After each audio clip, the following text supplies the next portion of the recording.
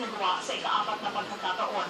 Nais lang daw ibalik ng mga lokal na opisyal ng bayan ng Orani sa lalawigan ng Bataan ang pasasalamat sa kanilang mga consumers kung saan idinaan nila ito sa fun run. May-report si Josie Martinez. Nagsagawa ang Orani Water District sa kanilang 37th founding anniversary ng 15th Orani Water Dragon Run for the Watershed Year 4. Ito ang kanilang paraan para magbigay pasasalamat sa kanilang mga consumers sa bayan ng Orani, Bataan. Layunin din na maipadama ang kahalagahan ng personal discipline, kalusugan at social interaction sa lahat ng sumali sa fun run. Inumpisaan ang programa sa registration, opening prayer at nagbigay ng paunang salita si Chairman Edmond Castañeda. Dakong alas 6 ng umaga, inumpisaan na ang takbuhan at nagsilbing starting line ang harap ng Water District Office.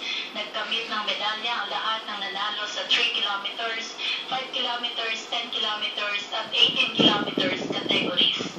May kabuang 2,202 na participants ang lumahok at ang total amount ng collected cash donations ay 51,220 na gagamitin naman sa pagtatanim ng puno sa Tala Watershed sa darating na Agosto ngayong taon.